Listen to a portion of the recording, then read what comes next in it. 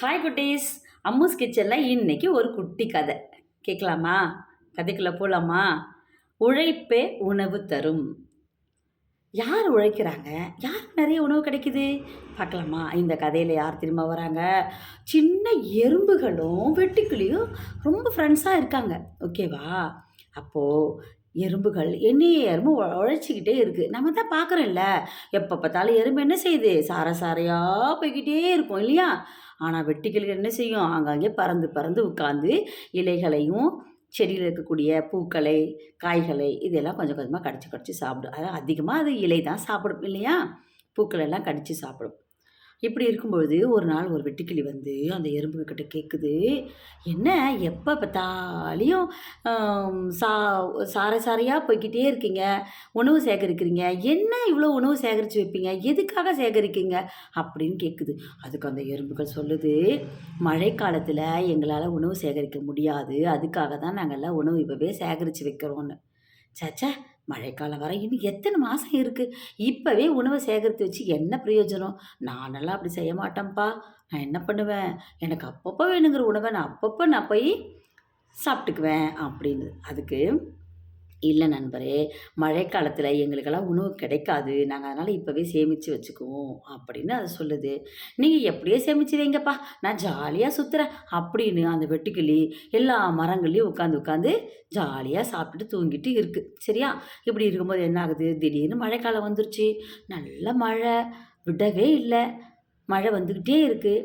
அப்போ என்ன பண்ணுச்சு இந்த வெட்டுக்கிளி?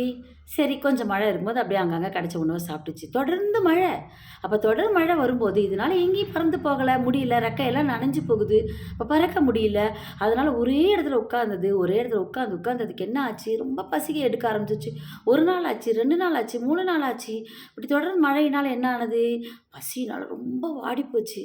அப்புறம் அப்படியே தத்தி தத்தி தத்தி என்ன பண்ணுச்சு? கொஞ்சம் கொஞ்சமாக நகர்ந்து எங்கே வந்துச்சு? இந்த எருமை புத்துக்கிட்ட வந்துருச்சு. அங்கே வந்து பார்த்தா எறும்புகள் எல்லாம் உள்ளே ஜாலியாக உட்காந்துட்ருக்கு. இது அப்படியே எட்டி பார்த்துச்சான். பார்த்தா எறும்புகள் ஜாலியாக இருக்குது. சாப்பிட்டுட்டு சில எறும்புகள் தூங்குது, சில எறும்புகள் அங்கேயும் இங்கேயும் நடமாடுது. என்னடா இதுன்னு சொல்லிட்டு இது என்ன பண்ணுச்சான்? அந்த எறும்பு துளைக்குள்ளே மூக்கை விட்டு அப்படியே பேசுதான். "எறும்புகளே எறும்புகளே, நீங்கள் மட்டும் ரொம்ப ஜாலியாக இருக்கீங்களே, எனக்கு ரொம்ப பசிக்குது, கொஞ்சமாக உணவு கொடுங்களேன்" அப்படின்னு கேட்குது. அப்போவே நாங்கள் சொன்னோம், நீங்கள் கேட்டியா?